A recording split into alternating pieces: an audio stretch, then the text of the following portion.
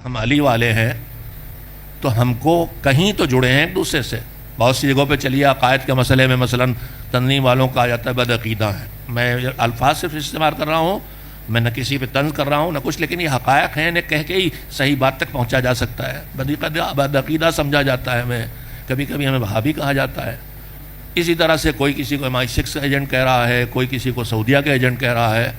بدگمانیاں تو ہماری اکیلی اوقات نہیں ہے, لہذا میں نے برسوں پہلے ذاتی سطح پر ان خطبہ اور ذاکرین اور علماء سے رابطہ شروع کیا جو ظاہراً ہمارے افکار سے بہت جگہ متفق نہیں ہیں اور ہماری باتوں کو قبول نہیں کرتے, اور قوم کے سامنے ہماری بات کو چونکہ وہ غلط سمجھتے ہیں لہذا اس کو قوم کے سامنے بھی رکھتے ہیں.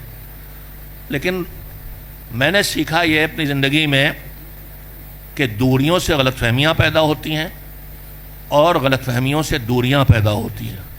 ائمہ طاہرین علیہ السلام کی سیرت کیا رہی ہے؟ جوڑنے کی کہ توڑنے کی؟ خود تو توڑتے نہیں تھے, قطعاً جوڑتے تھے, لیکن قوم کسی وجہ سے آپس میں لڑے, دو لوگ لڑیں تو ان کی لڑائی ختم کرواؤ.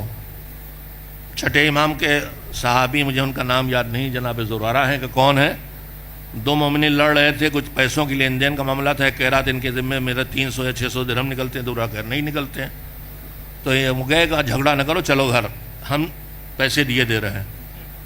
دے کے پیسہ جھگڑا نپٹا دیا. اس کا کہا یہ نہ سمجھنا کہ میں نے اپنی جیب سے دیے, یہ میرے امام نے رکھے ہیں تاکہ جب کوئی ایسا معاملہ آئے جس کی وجہ سے ہمارے شیعہ آپس میں پیسوں کے لیے لڑنے لگیں تو تم دے کے اس جھگڑے کو مٹاؤ.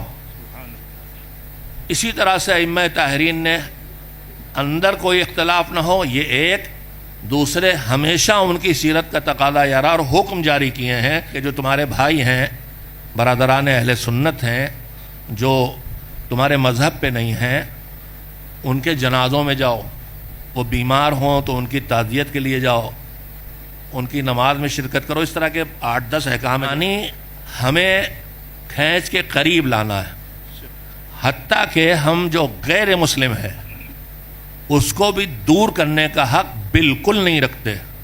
قرآن یہی کہتا ہے کہ جو کسی ایک کو مار ڈالے تو اس نے سارے انسانوں مار ڈالا, جو ایک کو زندہ کرے سب کو زندہ کیا.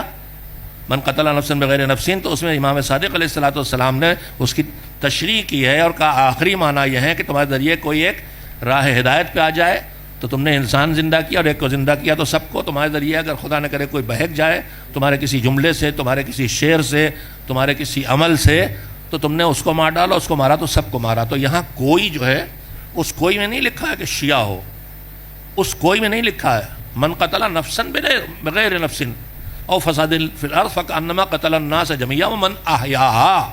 کوئی نفس سے مراد, میں تو اس آیت سے نہیں سمجھا ہوں, اس میں کوئی قید مجھے نہیں محسوس ہوتی کہ اس میں مسلمان کی قید لگی ہو یا شیعہ کی قید. جو کسی کو مار ڈالے, وہ کسی چاہے ملحد ہو, کسی کو نہ مانتا ہو, چاہے وہ بت پرست ہو, چاہے وہ رسالت کے منکر ہو, سب کسی میں آ جاتے ہیں. جیسے اسلام کا مزاج یہی ہے. رمضان کی دعا میں اللہم ادخل علی اہل القبور السرور 8-10-12 مطالبے دیتے ہیں, اس میں کہیں نہیں لگا ہے مسلمین مومنین. جو قبر میں ہیں, جو مریض ہیں, جو قرض دار ہیں.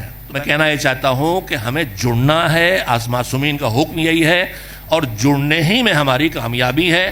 ابھی ایران کو اتنا کمزور پیش کرنے کی کوشش کی, اتنے بڑے رہبر مار دیے گئے, سارے سردار, لیکن شخصیات, لیکن ہوا کیا, پوری قوم جڑ گئی. ظالم توڑ رہا تھا, وہی توڑنے کا اسلحہ جوڑنے کا بن گیا.